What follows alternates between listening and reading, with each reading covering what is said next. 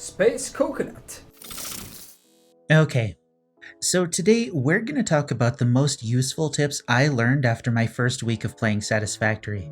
Because after 59 hours in the game now, I'm pretty much an expert. We're mostly a Dead by Daylight channel, but I know that most of us here could use a little break, and it's always a good idea to have a little variety in our lives.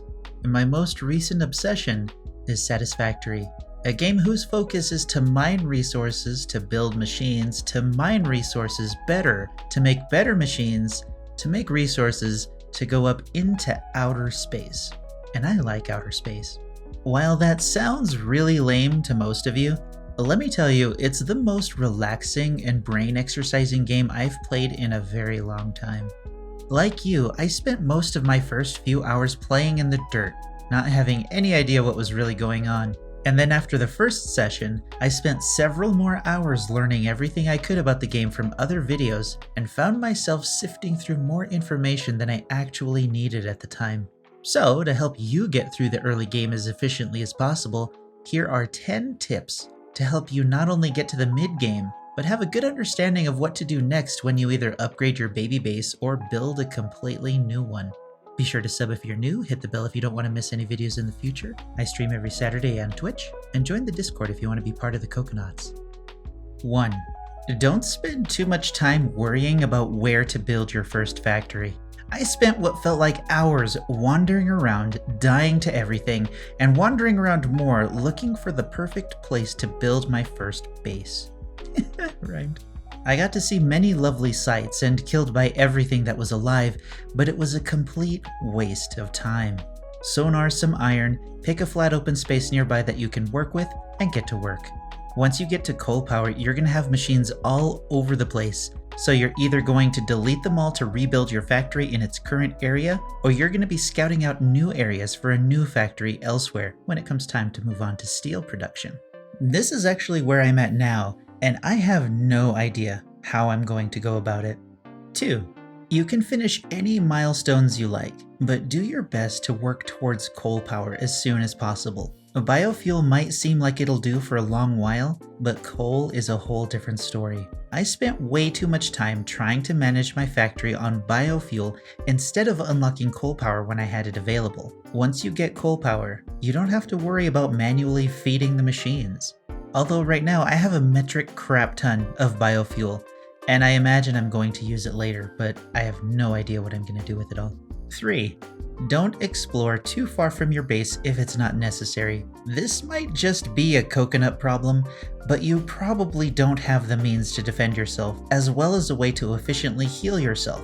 I found myself dying quite often looking for the perfect starting point because I ran into death every time I wasn't paying attention. Sometimes I went away from my base just to look around or just to see if there was something else that I could use or just random reasons. Maybe I got bored and I left my base because, you can only stare at the machines for so long, right? I leave with a bag full of stuff because I'm not thinking, because I'm an idiot, and then I die, falling down a waterfall. And then I have to spend hours trying to get that stuff back because I need it, because I'm a baby player and I just started the game. Stick to your base and focus on unlocking milestones as well as MAM tasks, so by the time you do need to wander away from your starter base, you'll be much better equipped to survive the trip. 4. Have at least some kind of plan.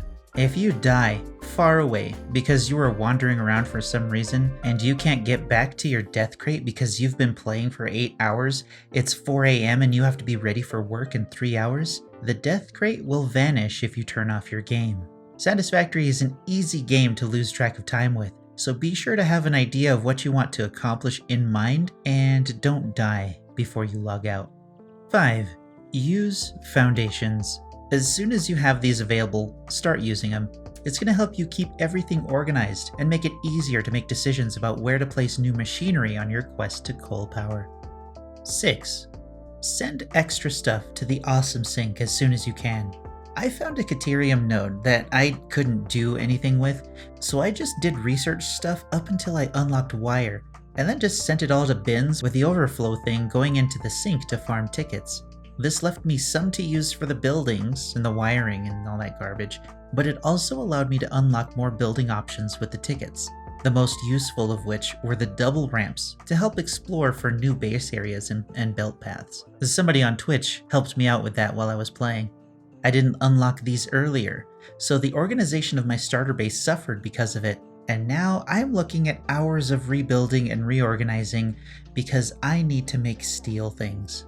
Yay. 7. Don't get discouraged when looking at other people's bases. And chances are you've seen other tip videos before this one, or those amazing fan base videos made by someone with thousands of hours in the game. Making something ourselves as ridiculously grand as some bases we've seen is completely possible, but for players like us, we should focus on learning the early and mid-level basics. Once we learn clipping and routing tricks, as well as other tricks with foundations and machine layouts, as well as their most efficient ratios, then we'll have an easier time building ridiculous things. It'll take time, but it's completely doable, right? 8. Do your own thing. It's going to be really easy to watch a tutorial video with really interesting ideas for layouts and feel like there's no other way to solve the problem you have. But if you go into a tutorial video and come out with a few ideas you can tweak and make work for your own design, then woo, you're an engineer. I think the biggest issue I have with this sort of thing is that if you copy someone else's design, you don't get a chance to understand why it works. If you can grasp the basic concepts behind why a design works, then you can utilize those concepts and apply them anywhere else and even improve on their design. 9. If you decide to try this game because some generous soul gifted it to you, or you buy it on your own, be prepared to say goodbye to your friends and family for a few weeks while you get lost in machine belts and resources in your quest to conquer the planet.